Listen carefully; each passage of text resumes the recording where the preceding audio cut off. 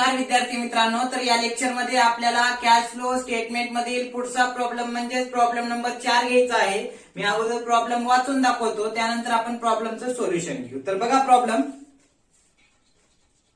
From the following details relating to the accounts of Parry limited prepare cash flow statement. बघा cash flow statement साठी balance sheet दिलेली आहे. Liabilities दोन वर्ष दिलेले आहेत. बघा लायबिलिटीज मध्ये पहिलं वर्ष दिले 31/12/2014. अगोदर करंट इयर दिले 31/12/2014 आणि त्यानंतर दिले 31/12/2013. प्रिव्हियस इयर नंतर दिले आणि अगोदर करंट इयर दिले. बरं का, परीक्षेमध्ये अगोदर बघायचं कोणतं वर्ष कोणत्या ठिकाणी दिलेलं आहे, त्यानंतरच सोडवायचं, नसता तुमचा प्रॉब्लेम पूर्ण चुकतो. म्हणून इथं अगोदर करंट इयर दिले आणि त्याच्यानंतर प्रिव्हियस इयर दिले. ऍसेटला पण 31/12/2014 करंट इयर अगोदर दिले आणि नंतर प्रिव्हियस इयर दिले 31/12/2013. बघा मग लायबिलिटी साइडचे अगोदर पद वाचतो. शेअर कॅपिटल 15 लाख चालू वर्षामध्ये दिले. मागच्या वर्षी किती होतं? 12 लाख. म्हणजे या वर्षी 3 लाखाची वाढ झालेली आहे मागच्या वर्षीच्या तुलनेत चालू वर्षात. बरं का, चालू वर्षाची आकडेवारी आधी दिली आहे आणि मागच्या वर्षीची नंतर दिलेली आहे. रिझर्व बघा 3 लाख झालेले आहेत. आधी किती होते? तर 2,25,000. त्यानंतर प्रॉफिट अँड लॉस अकाउंटचं बॅलन्स बघा 1.5 लाख झाले, अगोदर होते 90,000. त्यानंतर डिबेंचर बघा 3 लाख आहेत चालू वर्षात, मागच्या वर्षी नील होतं. त्यानंतर प्रोव्हिजन फॉर टॅक्सेशन 1.5 लाख झाले चालू वर्षात, अगोदर होते 1,05,000. प्रपोज्ड डिव्हिडंड 3 लाख चालू वर्षामध्ये, अगोदरच्या वर्षी होते 1,50,000. म्हणजे प्रिव्हियस इयर मध्ये 1,50,000 होते, चालू वर्षात 3 लाख झाले. त्यानंतर क्रेडिटर्स 10,50,000 झालेत, अगोदर होते 12,30,000. हे लक्षात. अशा पद्धतीने लायबिलिटी साइडचं टोटल बघा. आता 31/12/2014चं टोटल दिले 37,50,000 आणि चालू म्हणजे प्रिव्हियस इयरचं 31/12/2013चं टोटल दिले 30 लाख. ऍसेट साइडला या आता. प्लांट अँड मशिनरी 10,50,000 चालू वर्षात झाले, अगोदर होती किंमत त्याची 7,50,000. त्यानंतर लँड अँड बिल्डिंग चालू वर्षात 9 लाख झालेली आहे, अगोदर होतं 6 लाख. त्यानंतर इन्व्हेस्टमेंट चालू वर्षात 1.5 लाख झाले, अगोदरच्या वर्षी नील होतं. त्यानंतर सन्ड्री डेटर्स 7,50,000 झालेत, अगोदर होते 10,50,000. त्यानंतर स्टॉक बघा 6 लाख झालाय, अगोदर होता 3 लाख. त्यानंतर कॅश ऑन हँड किंवा त्यालाच म्हणता येईल cash in hand oblique bank चालू वर्षात 3 लाख, अगोदरच्या वर्षी 3 लाख. म्हणजे कॅशचं बॅलन्स वाढलंही नाही घटलंही नाही, नील आहे हे सांगितले. तर बघा ऍसेटचं टोटल बघा 37,50,000 31/12/2014चं आणि 31/12/2013चं टोटल दिले 30 लाख. अशा पद्धतीने ही बॅलन्स शीट दिलेली आहे. तर बॅलन्स शीटच्या खाली पॅराग्राफ पाडून काय दिलेत? ऍडजस्टमेंट दिलेत. नंबर 1 ऍडजस्टमेंट बघा. Depreciation at the rate 25% was charge on opening value of plant and machinery. Plant and मशिनरीची जी काही ओपनिंग व्हॅल्यू दिलेली आहे त्यावर 25% डिप्रिशिएशन आकारले म्हण. त्यानंतर दुसरी ऍडजस्टमेंट बघा. During the year one old machine costing ₹75,000. एक जुनी मशीन होती त्याची किंमत 75,000 होती, पण रिटर्न डाऊन व्हॅल्यू ₹30,000. ती 75,000ची जुनी मशीन जरी असली तरी तिचं किंमत कमी होऊन 30,000ची झाली होती. मग ती 30,000ची रिटर्न डाऊन व्हॅल्यू झाल्यानंतर मशिनरीची किंमत वॉज सोल्ड फॉर ₹52,500. 30,000ची मशिनरी विकल्या 52,500ला. बरं का, 75,000 किंमत जुन्या काळात असेल, पण ती वापरून त्याची किंमत 30,000ची राहिली. आणि 30,000ची मशिनरी विकली 52,500ला, मग तिथं आपल्याला प्रॉफिट होतो, ते पण ऍडजस्टमेंट सोडून घेताना आपण बघू. त्यानंतर तिसरी ऍडजस्टमेंट बघा, ₹75,000 was paid towards income tax during the year. चालू वर्षादरम्यान काय केले, 75,000 इन्कम टॅक्स पेड केले. बघू ऍडजस्टमेंट सोडतो. आणि चौथी ऍडजस्टमेंट दिली शेवटची, building under construction was not subject to any depreciation. Building जेव्हा वापराल ती तेव्हा कन्स्ट्रक्शन मध्ये असताना त्याचं काही डिप्रिशिएशनची किंमत दिली नाही, नाही तर नाही. चांगली गोष्ट, उघड द्यायला दिली ऍडजस्टमेंट. आणि खाली सांगितले prepare cash flow statement using revise indirect method. ठीक आहे, हे झाला प्रॉब्लेम. आता सोल्युशन बघू. तर अगोदर तयार करून घ्या कॅश फ्लो स्टेटमेंट कंसात इनडायरेक्ट मेथड. खाली for the year ended 31 December 2014, particulars rupees 3 column, पहिला पर्टिक्युलरचा, दुसरा रुपीज, तिसरा रुपीज, हे लक्षात. त्यानंतर पुढे cash flow from operating activities 1 number. त्यानंतर दुसरा number cash flow from investing activities B number. C number मध्ये cash flow from financing activities. आणि शेवटी जे काही ओपनिंग क्लोजिंग बॅलन्स कॅशचं घेऊ आपण, हे लक्षात. त्यानंतर वर्किंग नोट्स नेट प्रॉफिट दिलाय प्रॉफिट अँड लॉस अकाउंट मध्ये बघा, 90,000 होता, 1,50,000, पण रिझर्व्ह पण दिलेत. प्रपोज्ड डिव्हिडंड दिलाय, प्रोव्हिजन दिले आहे टॅक्स बाबतीत, म्हणजे आपल्याला नेट प्रॉफिट काढून घ्यावा लागेल. वर्किंग नोट, मशिनरी अकाउंट काढून घ्यावं लागेल, प्रोव्हिजन फॉर टॅक्सेशन अकाउंट काढून घ्यावं लागेल, प्रोव्हिजन सांगितले, हे लक्षात. तर बघू. तर सुरुवातीला काय करा,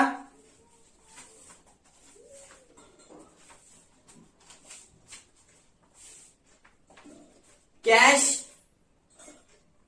ऑन हँड किंवा कॅश इन हँड आणि कॅश ऍट बँक जे काही दिलेलं आहे ते अगोदर लिहून घ्या. आणि नेट इन्क्रीज झाले का डिक्रीज झाले का नील झाले ते बघा, नंतर नेट प्रॉफिट कर जाऊ आपण. क्या इथं ऍड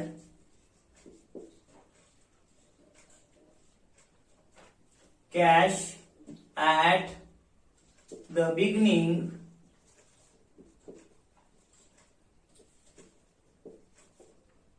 ऑफ द इयर. किती दिलंय, तर 3 लाख. त्याच्या खाली cash at the end of the year, ते पण दिले 3 लाख, हे लक्षात. इन्क्रीज झाले का डिक्रीज झाले, हो इन्क्रीज भी नाही डिक्रीज भी नाही, नील आहे, इथं नील घ्या.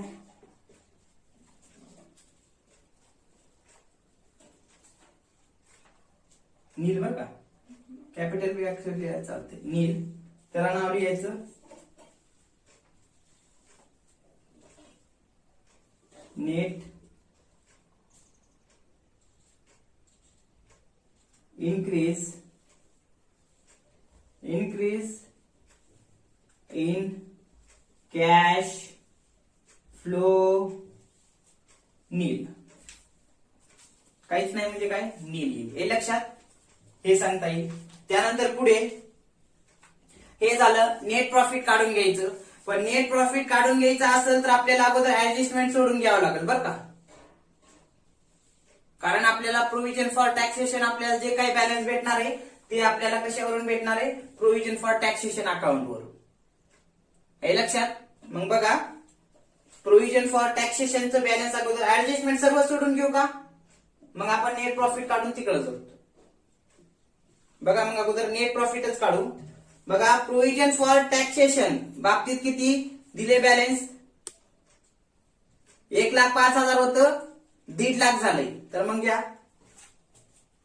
बाय ओपनिंग बॅलन्स, अगोदर प्रोव्हिजन साठी जे काही दिले, बाय ओपनिंग बॅलन्स किती दिले, 1,05,000 बर का, 1,05,000 दिले. क्लोजिंग किती दिले, to closing balance, closing balance दिलेला आहे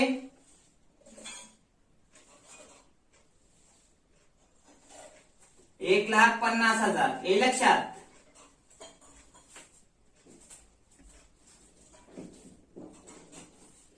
क्लोजिंग बॅलन्स किती दिले 1,50,000. ओपनिंग दिले होते 1,05,000. क्लोजिंग दिले किती 1,50,000. पण ऍडजस्टमेंट मध्ये सांगितले बघा एक रुपीज तिसऱ्या ऍडजस्टमेंट मध्ये ₹75,000 was paid towards income tax during the year. त्या वर्षादरम्यान काय केले इन्कम टॅक्स पेड केले.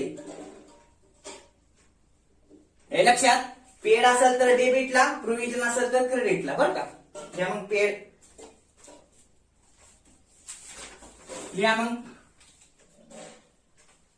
टू बँक घ्या किंवा मग कॅश घ्या इन्कम टॅक्स साठी बरं का. कॅश आपण आता जनरली काय करतो इन्कम टॅक्स वगैरे डायरेक्ट ऑनलाईनच पेमेंट करतो बरं का.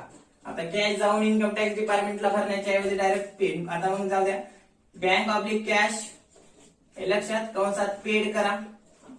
किती पेड केले 75,000. 75,000 बरं का. तर 75,000 बंद करा. मग कितीने बंद होईल 75 आणि 1.5 लाख किती होतात 2,25,000 ते बंद होईल. इकडे पण 2,25,000 बंद होईल. हे लक्षात. त्यासोबतच आता इथे घ्या मग क्रेडिटला दोघातला फरक by profit and loss account कंसात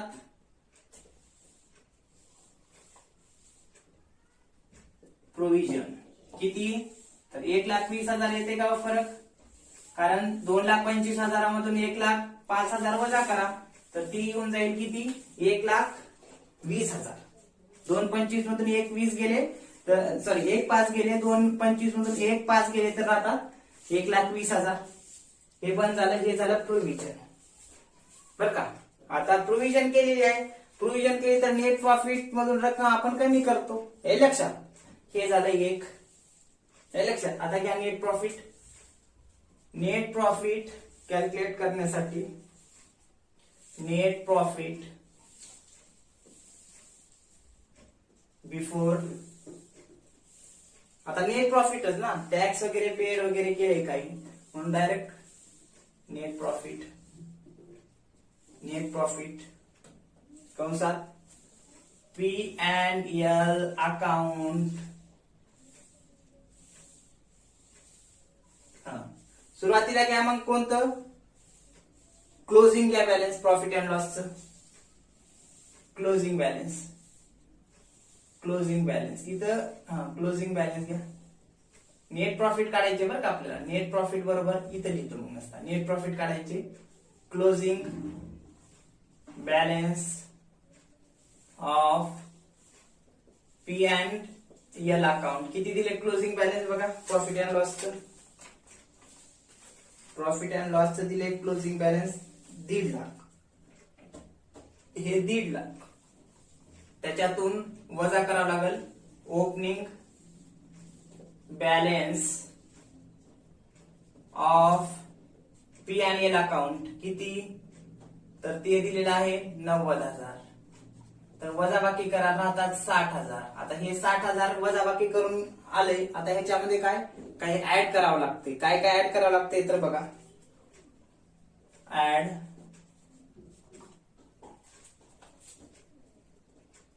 आधी जनरल रिझर्व दिले तर बघा जनरल रिझर्व दिलेत का. जनरल रिझर्व दिले तर किती 2,25,000 होते 3 लाख झाले तर म्हणजे 75,000 चे रिझर्व वाढलेत. मग आता रिझर्व वाढले असतील तर काय करायचं प्रॉफिट मधून आपण रिझर्व साठी रक्कम बाजूला काढून ठेवतो. मग ते 75,000 आपल्याला ऍड करावं लागेल. मग इथे घ्या रिझर्व 75,000 टोटल करा 0 0 0 5 ला 5 आणि 6 12 आणि 13 1,35,000 पहिला ऍड केला. आता दुसरं आणखीन ऍड करावं लागेल. आता ऍड काय करावं लागेल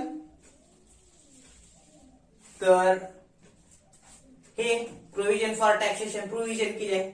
प्रॉफिट अँड लॉस अकाउंट किती 1,20,000 तर घ्या तिथं प्रोव्हिजन फॉर टॅक्सेशन किती ती काढलेला आपण बॅलन्स प्रोव्हिजन म्हणून 1,20,000 20,000. टोटल करा 0 0 0 5 3 आणि 2 5 आणि 2. हे लक्षात. आणखीन एक ऍड करावं लागत. काय प्रोव्हिजन केल्या बघा डिव्हिडंडला, बॅलन्स दिले प्रपोज्ड डिव्हिडंड किती 1.5 लाख होतं 3 लाख झाले. मग ते आता प्रपोज्ड डिव्हिडंड असेल तर मागच्या वर्षीचं पेड म्हणायचं 1.5 लाख आणि चालू वर्षी नवीन प्रोव्हिजन म्हणजे 3 लाख. हे लक्षात. मग प्रपोज्ड किंवा मग त्याला डायरेक्ट नाव लिहा provision for dividend. Provision for dividend किती 3 लाख बर का. आता डिव्हिडंडचं जर बॅलन्स बघितलं बॅलन्स शीट मध्ये तर 31/12/2013 ला किती दिले 1.5 लाख दिलं होतं. तर 31/12/2014 ला 3 लाख दिले. आता इथं वाढ झाली का घट झाली बघायचं नाही. डिव्हिडंडला प्रोव्हिजन झाले तर डिव्हिडंडच्या बाबतीत काय करायचं मागच्या वर्षीचं पेड केलं डिव्हिडंड 1.5 लाख आणि चालू वर्षी नवीन प्रोव्हिजन केली म्हणून ते 3 लाख इथे ऍड करा. प्रोव्हिजन केली तर प्रॉफिट मधून रक्कम बाजूला काढून ठेवतो. हे लक्षात. म्हणून ते आपल्याला ऍड करावं लागेल. तर टोटल करा 0 मग हे 0 हे 0 हे 5 हे 5 आणि हे 5 5,50,000 सॉरी 5,55,000 तुमचं काय येईल टोटल येईल. कशाचं नेट प्रॉफिट. नेट प्रॉफिट बरं का. हे 5,55,000 कसे आले एकदा सांगतो बघा. क्लोजिंग बॅलन्स घ्यायचं चालू वर्षाचं नेट प्रॉफिटचं बॅलन्स घ्यायचं. Profit and loss 1,50,000. Opening balance घ्या 90. 1,50,000 मधून 90 वजा करा 60,000 राहतात. 60,000 मध्ये काय रिझर्व दिलेले आहेत 2,25,000 होते 3 लाख झालेले आहेत. ते 75,000 रिझर्वची रक्कम वाढल्या तर काय ते 75 ऍड करावं लागेल इथं. टोटल झाले 1,35,000. आता provision for taxation. Provision for taxation सांगितले बॅलन्सेस दिलेत प्रोव्हिजनचे. ओपनिंग दिले 1,05,000 क्लोजिंग दिले 1.5 लाख. हे लक्षात. मग दोघातलं आणि इथं बॅलन्स कॅश पेड म्हणले बघा. त्या वर्षादरम्यान काय केलेलं आहे तर 75,000 रुपये इन्कम टॅक्स पेड केलेला आहे बरं का. म्हणून ते घेतलं डेबिटला पेड म्हणून. डेबिटची बेरीज केली 2,25,000. क्रेडिटची बेरीज केली फक्त 1,05,000 होते. मग 2,25,000 मधून 1,05,000 वजा करा. जे काही फरक राहील ते 1,20,000 राहील. त्याला काय लिहा प्रॉफिट अँड लॉस अकाउंट कंसात प्रोव्हिजन केले म्हणून इन्कम टॅक्सची. हे 1,20,000 इथे ऍड केले.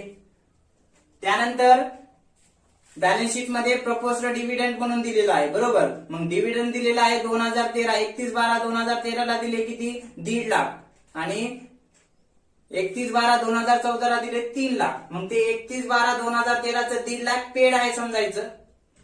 हे लक्षात. आणि चालू वर्षात जे काही 3 लाख आहे ती प्रोव्हिजन आहे म्हणून ती प्रोव्हिजन म्हणून प्रोव्हिजन फॉर डिव्हिडंड म्हणायचं. 3 लाख काय करायचं ह्याच्यात ऍड करा. 2,55,000 मध्ये 3 लाख ऍड केलं. 3 लाख ऍड केल्यानंतर टोटल नेट प्रॉफिट येतो बिफोर टॅक्स 5,55,000. हे लक्षात. अशा पद्धतीने आता हा नेट प्रॉफिट घ्या मग इकडं लिहून. त्याला आपण नाव लिहितो net profit. Net profit net profit net profit before tax and extra ordinary items. आता हे इन्कम टॅक्स जरी पेड असेल ड्युरिंग द इयर हे आपल्याला खाली वजा करायचे चेंजेस इन वर्किंग कॅपिटल मध्ये बरं का. म्हणून पण इथं अगोदर घ्यावा लागेल बिफोर टॅक्स. हे लक्षात घ्या. मग किती 5,55,000 5,55,000 हे घेतलं. त्याच्यात ऍड काय ऍड करावं लागेल डेप्रिशिएशन ऍड करावं लागेल. मग डेप्रिशिएशन ऍड करा म्हणजे नॉन ऑपरेटिंग एक्सपेन्सेस ऍड करावं लागेल. कोणते नॉन ऑपरेटिंग एक्सपेन्सेस जे प्रत्यक्षपणे बिझनेस ऑपरेट करण्यासाठी झालेले नाही तसे ऍड करतो. लेस कोणते करतो जे प्रत्यक्षपणे उत्पन्न ऑपरेटिंग ऍक्टिव्हिटीज पासून झालेलं नाही म्हणजे नॉन ऑपरेटिंग पासून इन्कम असेल ती आपण लेस करतो. तर बघा आता ऍडजस्टमेंट घेऊ. डिप्रिशिएशन अगोदर ऍड करावं लागेल. तर बघा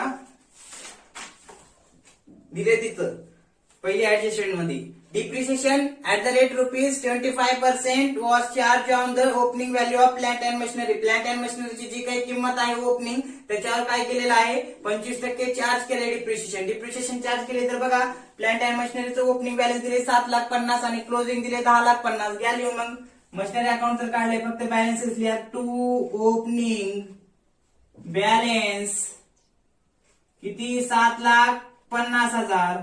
इकडे क्लोजिंगचं लिहून घ्या लगेच. क्लोजिंगचं काय लिहावं लागेल बाय क्लोजिंग बॅलन्स किती 10,50,000.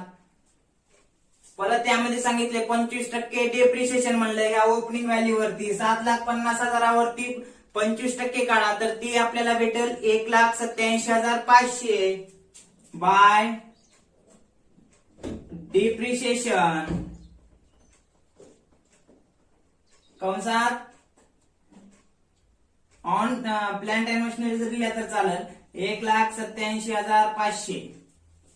हे लक्षात 1,87,500 येईल 25% 7,50,000 वरती. इथं कुठेतरी लिहितो तुम्हाला लक्षात येईल नंतर सोडवताना. 7,50,000 वरती 25% काढा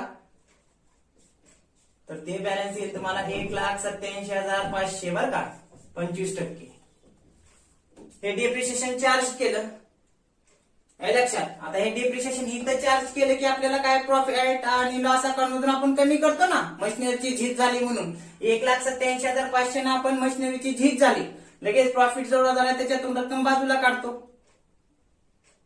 म्हणून ते आपल्याला ऍड करावं लागेल. नॉन ऑपरेटिंग एक्सपेन्सेस आहेत म्हणून add depreciation on plant and machinery किती तर ते 1,87,500. त्यासोबतच आपल्याला ही पहिली ऍडजस्टमेंट झाली. दुसरी ऍडजस्टमेंट बघा. During the year one old machine costing ₹75,000 कंसात रिटर्न डाऊन व्हॅल्यू ₹30,000 कंस बंद was sold for ₹52 and 5,000. Sorry, 52 and 500. 52,000 and 500 म्हणजेच 52,500 ला काय केलेलं आहे ती काय विकलेली आहे जुनी मशीन विकलेली आहे. तिची किंमत होती जुन्या काळामध्ये जेव्हा खरेदी केलेली होती 75,000 पण ती वापरून त्याचं रिटर्न डाऊन व्हॅल्यू होऊन झीज होऊन सर्व गोष्टी होऊन ती 30,000ची किंमत म्हणजे 30,000ची राहिली होती. ती 30,000ची कितीला विकली आहे 52,500 ला. आता 52,000 30,000ची मशीन जरी 75 ला असेल तर त्याचा विचार करायचा नाही. जुनी आहे ते त्या वेळेस त्याचं डिप्रिसिएशन आकारलेलं असेल मागच्या वर्षी जुन्या काळामध्ये. पण चालू काय म्हणले 30,000ची मशिनरी ज्याची किंमत होती 75 पण रिटर्न डाऊन व्हॅल्यू नुसार त्याची व्हॅल्यू होती 30,000 ती विकली 52,500 ला. मग 30,000ची 52,500 ला विकली तर 22,500 तिथं आपल्याला काय होईल प्रॉफिट होईल. मग आधी विक्री दाखवा इकडं बाय. आता इकडं परचेस प्रॉफिट इकडं डेप्रिसिएशन सेल्स इकडं क्रेडिटला मग घ्या बाय कॅश कंसात सेल्स घ्या किती तर 52,500 विक्री. हे लक्षात. आता हे 52,500 विकलं 52,500 जर विकली मशिनरी गेली पण कॅशचा फ्लो आला म्हणजे इनफ्लो झाला कॅश आली तर आपण कुठं दाखवतो इन्व्हेस्टिंग ऍक्टिव्हिटीज मध्ये. घ्या मग इन्व्हेस्टिंग ऍक्टिव्हिटीज मध्ये add sales of old machine किती तर 52,500 ते ऍड करावं लागेल. विक्री केली तर मशिनरी चालय पण कॅशचा इनफ्लो येलाय कॅश फ्लो स्टेटमेंट फक्त कॅश येईल कॅश चालय त्याचं बघावं लागेल. ते घेतलं 52,500. आता 30,000ची 52,500 ला विकली प्रॉफिट होईल तर विचार करावा लागेल. मी म्हणलं इकडं प्रॉफिट इकडं आणि खरेदी इकडं लॉस इकडं आणि डिप्रिसिएशन इकडं. आता प्रॉफिट झालाय 30,000ची 52,500 ला विकले. मग इथं घ्या to profit on sales of machine किंवा मशिनरी. आणि हा कुठे दाखवतो आपण? प्रॉफिट अँड लॉसच्या क्रेडिटला. कंसात प्रॉफिट अँड लॉस अकाउंट दाखवतो ना. किती? 30,000ची 52,500ला विकले तर 22,500 काय झाला तिथं? प्रॉफिट झाला ना. हा 22,500 हा ऑपरेटिंग प्रॉफिट आहे का? नाही ना. मशिनरी होती, मशिनरी खरेदी केली होती 75ला, ती वापरून 30,000ची झाली. 30,000ची विकले 52,500ला, प्रॉफिट झालाय. 30,000ची 52,500ला, 22,500 प्रॉफिट झालाय. आता 22,500 प्रॉफिट झाला, ते ऑपरेटिंग ऍक्टिव्हिटीज मध्ये येतो का हो? म्हणजे ऑपरेटिंग बिझनेस चालून आलेला आहे का प्रॉफिट? नाही ना. मशीन होती, मशीन विकली आणि पैसे आले, मग ते ऑपरेटिंग ऍक्टिव्हिटीजचा नाही. आता डिप्रिशिएशन ऑपरेटिंग ऍक्टिव्हिटीचा नव्हता म्हणून आपण ऍड केलं, प्रॉफिट कमी केला होता. आता हे उत्पन्न आहे, क्रेडिटला दाखवतो प्रॉफिट अँड लॉस अकाउंटच्या. उत्पन्न वाढलं ना, म्हणजे नेट प्रॉफिट वाढला. प्रत्यक्षपणे हे आहे का त्या ह्याच्या बाबतीत, ऑपरेटिंग ऍक्टिव्हिटीज बाबतीत, उत्पादना बाबतीत, आपण कार्य बिझनेस चालवण्या बाबतीत नाही ना. मग ते अशा वेळेस ते लेस करावं लागतं, कारण तेवढ्यानं नेट प्रॉफिट जास्त झाला होता. घ्या मग तिथं less profit on sale of plant and machinery. हे काय करावं लागेल? 22,500 लेस करावं लागेल बरं का, कारण तेवढ्यानं प्रॉफिट आपला वाढला होता, नेट प्रॉफिट. 52,500 काय केलं आपण? विक्री दाखवली, क्रेडिटला विक्री दाखवली, तेवढा कॅशचा इनफ्लो झाला, इथं केला. त्यानंतर 22,500 प्रॉफिट झाला. मग 22,500 इकडे डेबिटला दाखवली, इकडे डेबिटला दाखवली की प्रॉफिट अँड लॉस अकाउंटच्या क्रेडिटला दाखवावं लागते. प्रॉफिट वाढला म्हणून तिथं लेस करावं लागेल, कारण ते प्रत्यक्षपणे ऑपरेटिंग ऍक्टिव्हिटीज बाबतीत नाही. त्यानंतर पुढे आणखी काय करावं लागेल? मग आपल्याला हे अकाउंट बंद करून घ्यावं लागेल ना. मशिनरी झाले ना ऍडजस्टमेंट, तर करा मग. प्लांट अँड मशिनरी अकाउंट बंद करून घ्या. बघा मग डेबिटचं टोटल करा, क्रेडिटचं टोटल करा. डेबिटला किती आहेत? 7,50,000 आणि 22,500. आणि जे काही क्रेडिटला आहेत किती आहेत? 1,87,500, 52,500 आणि 10,50,000. हे टोटल किती होईल? क्रेडिटची जास्त होईल, ती होईल 12,90,000 आणि बंद होईल. इकडं पण 12,90,000 बंद होईल, कारण क्रेडिटचे जास्त आहे. आता इथं 2 हे लक्षात. कॅश कंसात काय लिहावं लागेल? मी काय म्हंटल? जेव्हा डेबिटची जास्त असते तेव्हा क्रेडिटला लिहितो, ते सेल्स म्हणून दाखवतो. पण जेव्हा क्रेडिटची जास्त असते डेबिटला लिहितो आणि आपण त्याला काय म्हणतात? परचेस म्हणतात. म्हणजे इकडे क्रेडिटला काय काय लिहितो? डिप्रिशिएशन सेल्स क्रेडिटला. इकडे काय लिहितो? एकतर प्रॉफिट किंवा एकतर खरेदी. आता क्रेडिटची जास्त आले, प्रॉफिट तर अगोदरच एक लिहिला होता. आता मग या दोघातला फरक म्हणजे ती परचेस आहे समजायचं. मग करा 12,90,000 मधून 7,50,000 आणि 22,500 हे वजा करा. तर ते वजा केल्यानंतर आपल्याला भेटतील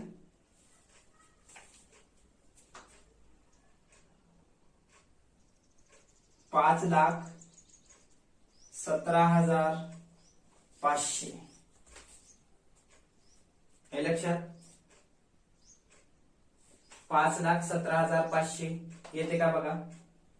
12,90,000 मधून हे 7,50,000 वजा करा, 22,500 वजा करा, 5,17,500 येते का बघा. हे लक्षात. करा चेक. मग किती येईल? 5,17,500 आलं. आता हे 5,17,500 आल्यानंतर आपल्याला काय करावं लागेल? हे परचेस आहे. जेव्हा आपण मशिनरीची, प्लांट अँड मशिनरीची खरेदी करतो तेव्हा मशिनरी येईल, फिक्स्ड ऍसेट येईल, पण कॅश चालय, कॅशचा आउटफ्लो होईल आहे. हे लक्षात. मग कॅश चालय 5,17,500. तर आपल्याला काय करावं लागेल? हे इन्व्हेस्टिंग ऍक्टिव्हिटीज मध्ये घ्यावं लागेल. कॅश गेली, कारण ऍसेट आली म्हणजे एक इन्व्हेस्टमेंट आहे ना, पैसे त्याच्यात गुंतून ते वापरण्यासाठी आणायला इन्व्हेस्टिंग ऍक्टिव्हिटीज मध्ये. मग काय करावं लागेल?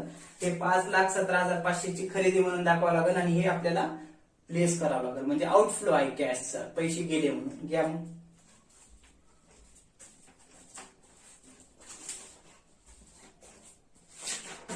इथे लिहा. काय लिहितात? Less purchase of plant and machinery किती, तर किती आले तिथं डेबिटला profit and loss account machinery and plant and अकाउंटच्या 5,17,000 5,00,000 कंसात घ्यावं लागेल 17,500 हे आपल्याला वजा करावं लागेल 5,17,500 आलं लक्षात. ऍडजस्टमेंट दुसरी हे झाली. तिसरी पण इन्कम टॅक्सची आपण घेतली अगोदर सोडून घेतली 75,000 पेड म्हणून, कारण आपल्याला नेट प्रॉफिट काढायचं होतं म्हणून ते आधी सोडून घेतले. त्यानंतर building under construction was not subject to any depreciation वगैरे काही नाही म्हणले तर ठीक आहे, मग बिल्डिंग ती पण ऍडजस्टमेंटचा काही परिणाम होणार नाही. मग कॅश फ्लो स्टेटमेंट तर आपण तयार करावे. आता बघा बॅलन्स शीट मध्ये इतर पद बघा. शेअर कॅपिटल नेट प्रॉफिट दिलं होतं प्रॉफिट अँड लॉसला म्हणून, आता शेअर कॅपिटल याच्यात आपल्याला ऍड करायची गरज नाही. शेअर कॅपिटलचा विचार करा किती होतं 12 लाख होते 2013ला, ते झाले तर 14ला 15 लाख म्हणजे 3 लाख काय झाले तर वाढले तर शेअर आपण इश्यू केला असता. शेअर इश्यू केले की कॅशचा इन्फ्लो होतो. इन्फ्लो असेल तर फायनान्सिंग ऍक्टिव्हिटीज मध्ये घ्यायचं ते घ्या. मग कॅश फ्लो फ्रॉम बरं का फायनान्सिंग आहे फायनान्सिंग ऍक्टिव्हिटीज मध्ये घ्या. ऍड कॅशचा इन्फ्लो असेल तर आपण ऍड करतो काय proceeds from issue of shares issue केल्यावर शेअर कॅपिटल वाढते किंवा डायरेक्टली ऍड म्हणून ऍड तर लिहिलं इश्यू ऑफ शेअर्स किती तर 3 लाख रुपये, कारण 12 लाख रुपये 31/12/2013ला होते 31/12/2014ला त्याचे 12 लाखाचे 15 लाख झाले 3 लाख वाढले तर कॅशचा इन्फ्लो झाला 3 लाख घेतले. दुसरा परिणाम आता हा झाला. आता दुसरं पद रिझर्व पण आपण काय केलं होतं घेतलं इथं रिझर्व नेट प्रॉफिट काढताना गरज नाही मग ते घ्यायची. प्रॉफिट अँड लॉस अकाउंट पण घेतले बॅलन्स नेट प्रॉफिट काढताना. डिबेंचर बघा डिबेंचर किती 31/12/2013ला काही पण नव्हते, पण 31/12/2014ला 31/12/2013ला काही नव्हते 31/12/2014ला किती झाले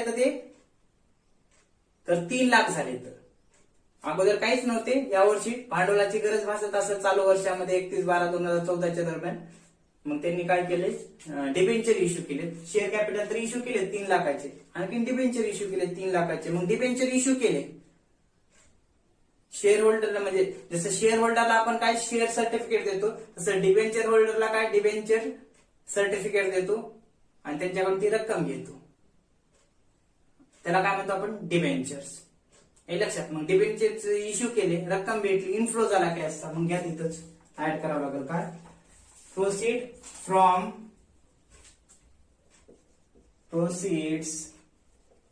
from issue of debenture. नाही एवढं लक्षात राहिलं तर डायरेक्ट इश्यू ऑफ डिबेंचर लिहून टाका किती 3 लाखच. हे लक्षात. हे झालं पुढलं पद. आता लायबिलिटीचं प्रोव्हिजन फॉर टॅक्सेशन अकाउंट काढलं होतं त्याचं बॅलन्स लिहून घेतलं नेट प्रॉफिट मध्ये ऍड केलं. हे लक्षात. पण एक परिणाम आपल्याला करावा लागेल कोणता हा to bank oblique cash paid 75,000 paid केले. मग पेड केले तर कॅशचा आउटफ्लो होईल आहे हे 75,000 करावे लागतील. घ्या मग इथं घ्यावं लागेल कुठं ते एक करंट लॅबिलिटी आहे बरं का इन्कम टॅक्स पेड म्हणजे एका वर्षाचंच असते. मग ते आपल्याला इथं changes in operating profit before working capital changes त्याच्यामध्ये आपल्याला हे करावं लागेल. तर मग घ्या तिथं लेस मध्ये इथं एवढं लागते इथे लेस काय income tax paid. Income tax paid किती हो तर 75,000 पेड केले. हे लक्षात. प्रोव्हिजन इथं दिले तर वेगवेगळे बॅलन्स दिले तर 1,50,000 होते 3 लाख झाले, बरोबर आहे का? नाही, 1,05,000 होते 1.5 लाख झाले तर इन्कम प्रोव्हिजन फॉर टॅक्सेशनची इथं आपण बॅलन्सेस लिहून घेतले. मग पेड केलं म्हणून 75 हे केलं, बॅलन्स काढलं 1,20,000 इकडे दाखवलं नेट प्रॉफिट. पण हे 75,000 पेड केले म्हणून आपल्याला काय करावं लागेल, इथं चेंजेस इन जे काही वर्किंग कॅपिटल काढतो आपण operating profit before working capital changes, त्याच्या खाली आपल्याला लेस करावं लागेल इन्कम टॅक्स पेड. पेड केलं तर ते करंट लायबिलिटी आहे, पेड केले तर कॅशचा आउटफ्लो झाला तर लेस करावं लागेल, कंसात घेतले. त्यानंतर पुढे बघा पुढलं पद बघा लॅबिलिटीचं. प्रोव्हिजन फॉर टॅक्सेशन झाल्यानंतर टॅक्सेशनचा आपण परिणाम केला, ऍडजस्टमेंट मध्ये दिले होतं सोडून घेतलं. आता प्रपोज्ड डिव्हिडंड दिले 31/12/2013 ला, प्रिव्हियस इयर मध्ये 1.5 लाख आणि चालू वर्षामध्ये 3 लाख. पण आपल्याला नेट प्रॉफिट काढताना आपण त्याचं एक्सप्लेन केले काय, प्रोव्हिजन फॉर डिव्हिडंड 3 लाख चालू वर्षाची प्रोव्हिजन म्हणायची, ती ऍड करायची नेट प्रॉफिट मध्ये, नेट प्रॉफिट काढताना ऍड केलं आणि मागच्या वर्षीचं पेड दाखवायचं. आता मागच्या वर्षीचं पेड जे 1.5 लाख होतं 3 लाख झालं, ते 1.5 लाख मागच्या वर्षीचं पेड आहे, चालू वर्षीचं प्रोव्हिजन आहे. आता ते 1.5 लाख पेड केले म्हणजे कॅश येतो का कॅश जाते? कॅश जाते ना, कॅशचा आउटफ्लो व्हायलाय ना. मग अशा वेळेस आपल्याला काय करावं लागेल, ते फायनान्सिंग ऍक्टिव्हिटीज मध्ये घ्यावं लागेल. कारण डिव्हिडंड पेड कुणाला करतो, शेअर होल्डरला. आता शेअर होल्डर कडून रक्कम आली तर इश्यू ऑफ शेअर्स म्हणतो, डिबेंचर होल्डर कडून रक्कम आली तर इश्यू ऑफ डिबेंचर म्हणून इथं घेतो फायनान्स मध्ये. आता त्यांना डिव्हिडंड दिलं, त्यांना इंटरेस्ट दिला, इंटरेस्ट डिबेंचरला आणि डिव्हिडंड शेअर होल्डरला दिलं, तर इथं दाखवावं लागेल ना. घ्या मग इथं लेस मध्ये आपल्याला दाखवावं लागेल, लेस काय लेस करावं लागेल, पेमेंट ऑफ डिव्हिडंड किंवा त्याला तुम्ही लिहू शकता काय, डिव्हिडंड पेड. किती, 1,50,000 मागच्या वर्षीचं पेड करा. डिव्हिडंडच्या बाबतीत प्रपोज्ड डिव्हिडंड बॅलन्स शीट मध्ये दिले 1.5 लाख आणि 3 लाख. 1.5 लाख मागच्या वर्षीचं पेड केलं इथं आणि चालू वर्षाचं प्रोव्हिजन म्हणून प्रॉफिट मध्ये ऍड केलं बरं का. त्यानंतर हे कंसात घेतलं, मायनस करायचे. पेड म्हणजे कॅशचा आउटफ्लो झाला. त्यानंतर पुढे बघा क्रेडिटार्स. बघा क्रेडिटार्स किती दिलेले आहेत, 12,30,000 ते झाले 10,50,000. 12,30,000 होते ते झाले 10,50,000 म्हणजे कमी झाले. आता आपल्याला चेंजेस इन वर्किंग कॅपिटल विचारात घ्यावं लागेल बर का. पण चेंजेस इन वर्किंग कॅपिटलच्या बाबतीत आपल्याला काही नियम सांगितले होते मी. कोणते, तर बघा जेव्हा इथं लिहितो या बॉक्स मध्ये काढतो, करंट ऍसेट जर वाढत असेल, हे एरो वरती चालय म्हणजे वाढाले, करंट ऍसेट वाढत असेल तर लेस, करंट ऍसेट जर डिक्रीज होत असेल तर ते ऍड. त्यानंतर करंट लॅबिलिटी जर वाढत असेल तर ते ऍड, करंट लॅबिलिटी जर कमी होत असेल तर ते मायनस. हे लक्षात, हे नियम लक्षात ठेवा. करंट ऍसेट वाढत असेल, इन्क्रीज होत असेल तर मायनस करा, करंट ऍसेट डिक्रीज होत असेल तर प्लस करा, करंट लॅबिलिटी इन्क्रीज होत असेल तर ऍड करा, करंट लॅबिलिटी डिक्रीज होत असेल तर मायनस करा. इथं थोडक्यात income tax paid, current liability आहे ते पेड केलं, कॅशचा आउटफ्लो झालाय म्हणून इथं काय म्हणलं, इन्कम टॅक्स. आता जे करंट लॅबिलिटी असेल तर आपण कमी उलाले तर ते मायनस करा. हे इन्कम टॅक्स पेड केलं म्हणजे इन्कम टॅक्सची रक्कम कमी झाली ना, आउटफ्लो झाला, मग आपण ते काय मायनस करायचं. आता इथं काय म्हणले बघा, क्रेडिटार होते 12,30,000 10,50,000 झाले बरोबर. मग क्रेडिटार्स कमी झाले तर करंट लॅबिलिटी काय होईल, कमी होईल तर लेस करा मग लेस का करायचं, कारण कॅशचा आउटफ्लो होईल म्हणून. घ्या मग इथे लिहा,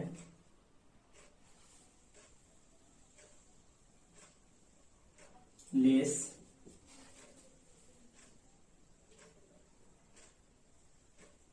डिक्रीज इन क्रेडिटार्स. डिक्रीज इन क्रेडिटार्स होईल का, बरोबर आहे ना. क्रेडिटार्स होते 12,30,000 ते झाले 10,50,000 म्हणजे कमी झाले तर डिक्रीज झाले. करंट लॅबिलिटी कमी झाली असेल तर कॅशचा आउटफ्लो होईल म्हणायचं आणि ते काय करावं लागेल, लेस करावं लागेल.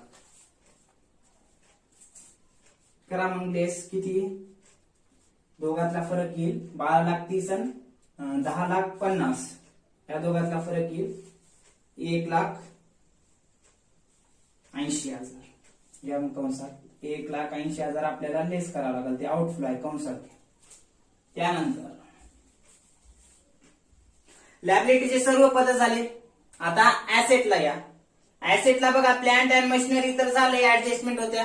दुसरं पद बघा land and building. Land and building बघा 6 लाख होतं 9 लाख झाले, म्हणजे बिल्डिंग वाढले, लँड अँड बिल्डिंग वाढले म्हणजे फिक्स्ड ऍसेट वाढले. फिक्स्ड ऍसेट वाढत असेल तर इथं बघा हेच नियम करंट ऍसेट मध्ये जे होतं वर्किंग कॅपिटलच्या बाबतीत. करंट ऍसेट जर वाढत असेल तर लेस करा. आता फिक्स्ड ऍसेट वाढाले ऍसेट वाढाले, पण तिथं कॅश चालय ना, कॅशचा आउटफ्लो होईल आहे. पैसे गेल्यावरच काय लँड अँड बिल्डिंग खरेदी केली असेल ना, म्हणून ते इथं जसं वजा करायचं तिथं पण आपल्याला वजा करावं लागेल. फिक्स्ड ऍसेट आली पण कॅश गेली.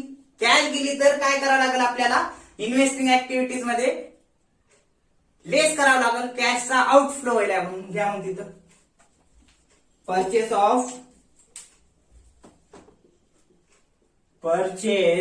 ऑफ लँड अँड बिल्डिंग किती 3 लाख. किती होते 6 लाख होते 9 लाख झाले, म्हणजे 3 लाखाची बिल्डिंग खरेदी केली. लँड अँड बिल्डिंग आली पण फिक्स्ड ऍसेट वाले पण कॅश गेली ना, कॅश गेली तर आपल्याला वजा करावं लागते. त्यानंतर पुढलं इन्व्हेस्टमेंट बघा. इन्व्हेस्टमेंट किती दिली आहे 31/12/2013 ला काही नव्हतं, पण 31/12/2014 ला किती झालेली आहे तर 1,50,000 झालेली आहे. मागच्या वर्षी इन्व्हेस्टमेंट नव्हती, चालू वर्षी झाली. याचा अर्थ काय इन्व्हेस्टमेंट खरेदी केली. इन्व्हेस्टमेंट खरेदी केली असेल परचेस ऑफ इन्व्हेस्टमेंट, परचेस केली इन्व्हेस्टमेंट तर इन्व्हेस्टमेंट वाढाली आहे पण कॅश गेली ना तिथं, मग या इथंच इन्व्हेस्टिंग ऍक्टिव्हिटीज मध्येच.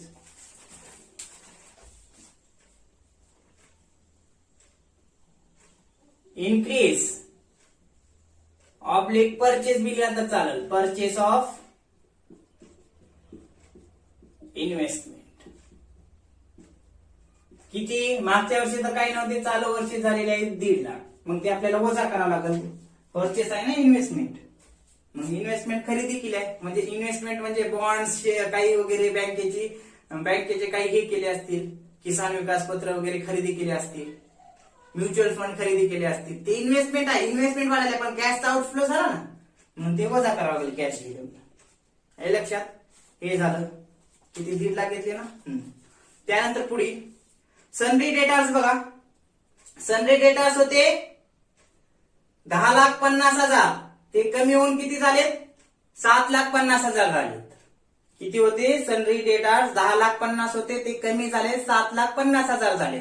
जर करंट ऍसेट जर कमी होत असेल, हे बघा इथं करंट ऍसेट डिक्रीज होईल, डिक्रीज आहे बाण खाली येईल म्हणजे कमी आहे.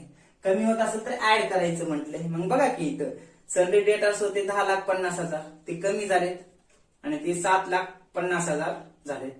मग त्यांनी काय केलं, डेटर्सला आपण माल उधारीवर विकला होता, त्यांनी आपल्याला पैसे दिले तर कॅश आली, पण डेटर्स कमी झाले ना, कॅश आली. म्हणजे कॅश येत असेल, इन्फ्लो होत असेल तर आपण काय करतो ते करंट ऍसेट कमी होईल आहे पण कॅशचा इन्फ्लो होईल आहे ना तिथं. मग इन्फ्लो होत असेल तर आपल्याला ते ऍड करावं लागेल. करंट ऍसेट कमी होईल आहे पण कॅशचा इन्फ्लो झाला म्हणून add.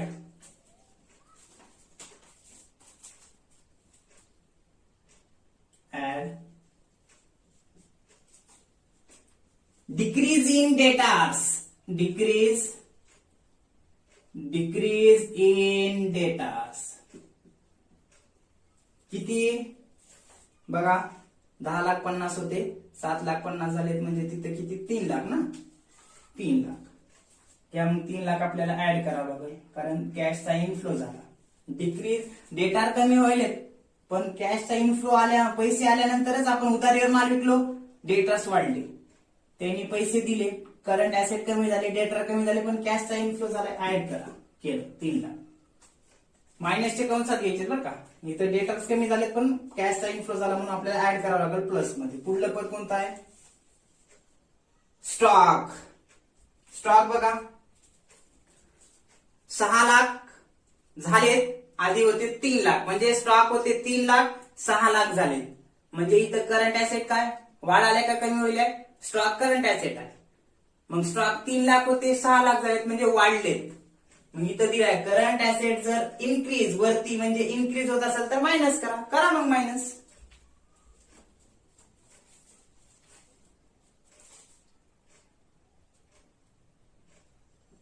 Increase in stock, current asset वाढाले पण कॅशचा आउटफ्लो होईल. कितीनं वाढलेत? 3 लाख होते 6 लाख झालेत ना. 3 लाख होते 6 लाख झालेत, म्हणजे 3 लाखानं ते वाढलेत पण कॅशचा आउटफ्लो झाल्यावरच करंट ऍसेट वाढली.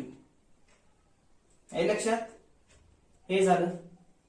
त्यानंतर cash on hand oblique bank आपण घेतलेला आहे इथं. झाले का सर्व पद? बघा मी पद वाचतो, बघा सर्व पद झाले का तिथं. नेट प्रॉफिट झालंय, डेप्रिशिएशन पण झालंय, profit on sale of plant and machinery झाले, त्यानंतर डिक्रीज इन डेटार्स झाले, त्यानंतर इन्क्रीज इन स्टॉक झाले, त्यानंतर डिक्रीज इन क्रेडिटार पण झाले, हे लक्षात. त्यानंतर इन्कम टॅक्स झाले. इन्व्हेस्टिंग ऍक्टिव्हिटीज मध्ये बघा सेल ऑफ मशीन झालेला आहे, purchase of plant and machinery पण झाले, परचेस ऑफ बिल्डिंग पण झाले, increase oblique purchase of investment पण झाले. नंतर आता इकडं cash flow from financing activities मध्ये इश्यू ऑफ शेअर्स पण इश्यू केलेत, इश्यू ऑफ डिबेंचर पण इश्यू केले, डिव्हिडंड पेड केले, बरोबर. म्हणजे जवळपास सर्व पद झालेले आहेत आपल्याला. आता आपल्याला काय करावं लागेल? बॅलन्सेस काढावं लागेल की आपल्याला नीट येईल का बघू. Net increase in cash flow, तिन्ही ऍक्टिव्हिटीज पासून जे काय आपल्याला कॅश इनफ्लो किंवा कॅश आउटफ्लो झालेला आहे, तर या ठिकाणी आपल्याला नीट आलं पाहिजे. कारण आपलं बघा कॅश बिगिनिंग 3 लाख होतं आणि एंडिंगला पण 3 लाख नील होईल, ते आपल्याला बघावं लागेल इथं नील होईल का. तर बघा बॅलन्सेस आता बंद करून घ्या, म्हणजे बॅलन्सेस काढून घ्या. आता इथं काय करावं लागेल? 5,55,000 आणि 1,87,500 आहे, पण इथे एक कंसात आहे 52,500, म्हणजे हे नॉन ऑपरेटिंग इन्कम आहे. तर नेट प्रॉफिट मध्ये नॉन ऑपरेटिंग एक्सपेन्सेस ऍड करा, त्याच्यातून हे वजा करा नॉन ऑपरेटिंग इन्कम. तर आधी त्याचं टोटल करा 5,55,000 आणि 1,87,500, तर ते टोटल किती येते करा बरं. 5,55,000 आणि 1,87,500 यांचं जर टोटल केला तर ते टोटल आपल्याला भेटल किती?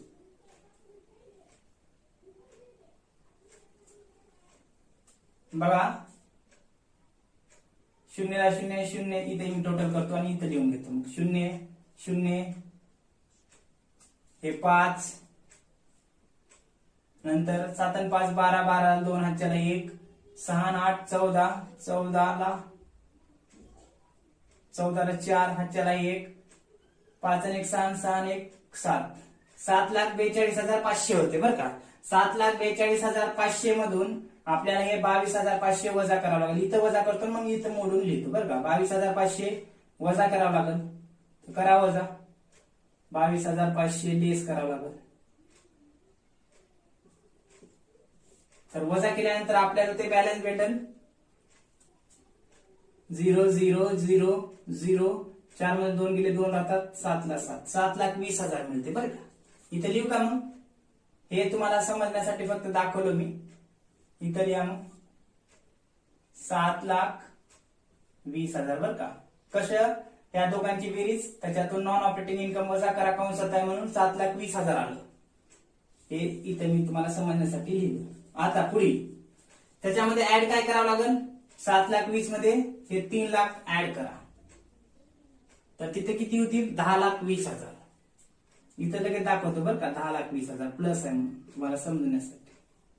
ते 10,20,000. आता त्या 10,20,000 मधून काय करावं लागेल?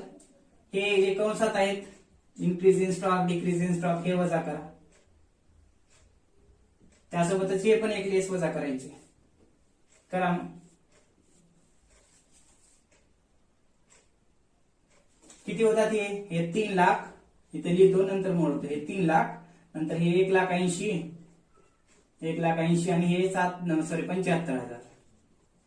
म्हणजे इथे 4,80,000 बघा. 0 0 0 हे 5, 8 आणि 7 15ला 5, 1 4 आणि 1 5, 5,55,000 होते. बरोबर, हे लक्षात. मग हे 5,55,000 होते. ह्या 10,20,000 मध्ये हे 5,55,000 वजा करा. किती राहते बघा. इथं करू वजा बाकी लगेच. काय 10,20,000 मधून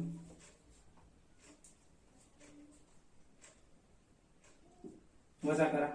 किती 10,20,000 झाले. हे 5,55,000 वजा करावे लागेल. 0 0 0. इथं 10 मधून 5 गेले 5 राहतात. इथं 11तून 5 गेले 6 राहतात. 9 मधून 5 गेले 4 राहतात. किती 4,65,000 आपलं इथं बॅलन्स येईल बरं का. हे आफ्टर डिडक्शन किती 4,65,000. कसं केलं सांगतो. हे नेट प्रॉफिट मध्ये नॉन ऑपरेटिंग एक्सपेन्सेस ऍड केलं. ऍड केल्यानंतर 7,42,500 येतात. आपण इथं काढलं होतं 7,42,500. त्या 7,42,500 मधून 22,500 वजा करा. 7,20,000 येतील. 7,20,000 मधून आपल्याला काय करावं लागेल. मग त्यामध्ये ऍड करावं लागेल हे decrease in data current asset. जर डिक्रीज झाले असेल तर ऍड करतो. 3 लाख ऍड करावं लागेल. 7,20,000 मध्ये 3 लाख ऍड केले 10,20,000 झालं. हे 10,20,000 झालं टोटल. आता ह्या 10,20,000 मधून जे काही लिस्टचे आयटम आहेत लेस करावं लागेल. किती हे 3 लाख, हे 1,80,000, 4,80,000 होतात आणि 4,80,000 75,000 किती होतात 5,55,000. इथं टोटल केले मी. ह्या 5,55,000 ह्यांचं होतं. या 5,55,000 ह्या 10,20,000 मधून 5,55,000 वजा करा तर ते आपल्याला बॅलन्स भेटेल 4,65,000 टोटल. हे लक्षात हे मोडतो. इथे लिहिले आपण 4,65,000 आलं का. तर मग त्याला नाव द्या. 4,65,000 काय देतो आपण नाव. त्याला नाव द्या नेट. आता इथं ह्याला तर नाव द्यायचे पण आता ह्याला द्यावं लागेल ना. काय 7,20,000 नाव द्यावं लागेल अगोदर. Operating profit before working capital charges किंवा चेंजेस घ्या. मग operating profit before working capital changes. बर का. किती 7,20,000. त्या 7,20,000 मध्ये काय केलं मग करंट ऍसेट करंट लायबिलिटी जे काही पद ऍड लेस करायचे होते ते केलं. सर्व वजाबाकी करून शिल्लक राहिले बॅलन्स किती म्हणजे बेरीज वजाबाकी करून शिल्लक राहिले 4,65,000. हे काय झालं आपलं. तर नेट कॅश फ्रॉम इथे द्या. नेट कॅश फ्रॉम हे समजण्यासाठी आधी लिहिलं होतं बरं का तुम्हाला इथं मध्ये. Net cash from operating activities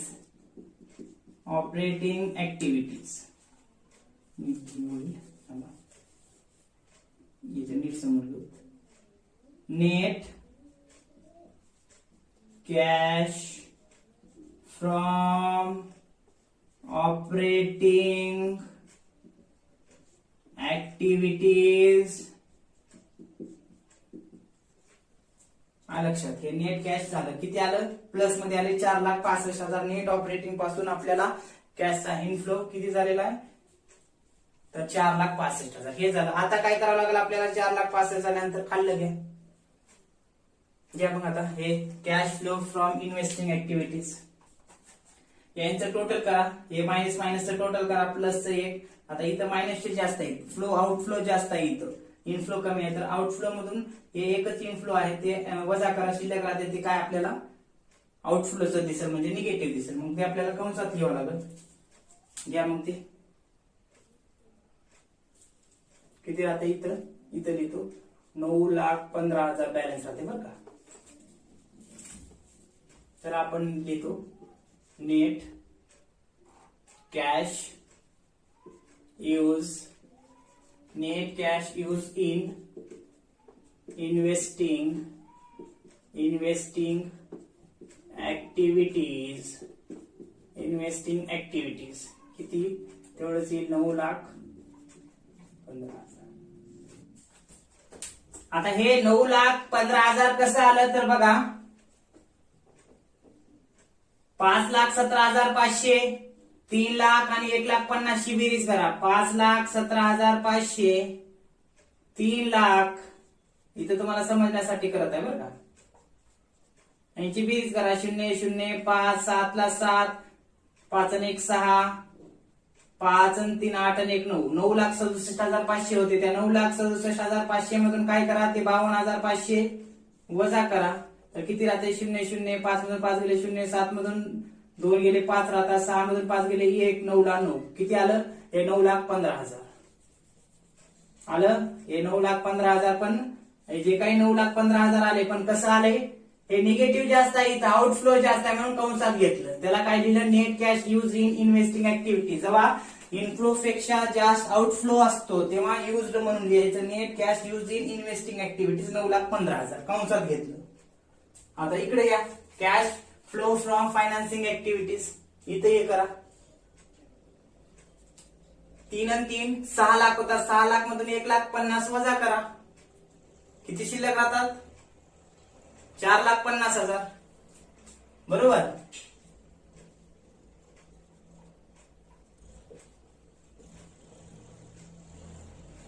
$4,50,000 राहतील हे लक्षात. आता हे 4,50,000 कंसामध्ये घ्यायचे का नाही ना कारण इनफ्लो जास्त आहे इथं कंसात नाही म्हणजे इनफ्लो प्लस आहे इनफ्लो जास्त आहे. याला नाव लिहा मग नेट कॅश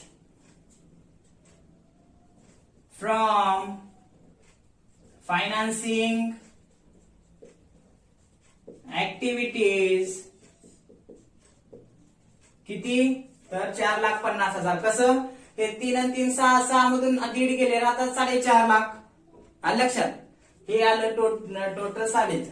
आता आपल्याला काय उत्तर येईल net increase in cash flow A B C कंसात जरी घेतलं ए अधिक बी अधिक सी कोणतेही अधिक बी अधिक सी ए म्हणजे operating activities B investing activities आणि financing activities A B C तर ते आपल्याला किती आलं पाहिजे नील आलं पाहिजे या प्रॉब्लेम मध्ये. कारण जे काही कॅश ऍट बिगनिंग 3 होती क्लोजिंग पण 3च आहे नील आहे इथं वाढलं बी नाही घटलं बी नाही 3 लाख नील आपल्याला तर बघावं लागेल. आता बघा तर आधी ऑपरेटिंग ऍक्टिव्हिटीजचं बॅलन्स घ्या किती आले बघा इथं दाखवू का टोटल लगेच मोडतो नसता इथं लिहितो किती आहे 4,65,000 इथं. दुसरं किती आहे हे मायनस आहे मग हे मायनस आपण नंतर लिहू आधी हे प्लस लिहू त्याच्यात 4,50,000 इथे लिहितो कंसामध्ये ए ऍक्टिव्हिटीज आणि सी ऍक्टिव्हिटीज प्लस मध्ये येईल इनफ्लो जास्त आहे बघा. मग टोटल 0 0 0 5 6 5 11 ह्याच्याला 1 4 आणि 4 8 आणि 1 9 किती होईल 9,15,000 हे लक्षात. आणि हे 9,15,000 ए ऍक्टिव्हिटीज आणि सी ऍक्टिव्हिटीज. आता बी ऍक्टिव्हिटीजचं जे काही आहे ते कसं आहे मायनस मध्ये आहे म्हणजे मायनस जास्त आहे आउटफ्लो आहे ना जास्त किती आहे 9,15,000 इथे लिहितो 9,15,000 म्हणजे इथं बघा हे कंसात लिहितो प्लस 9,15,000 इनफ्लो आणि आउटफ्लो बी 9,15,000 सारखं बरोबर आहे म्हणजे इनफ्लो बी नाही आउटफ्लो बी नाही नील आलं बॅलन्स. म्हणजे हे 4,65,000 आणि हे 4,50,000 टोटल 9,50,000 होतात सॉरी 9,15,000 होतात.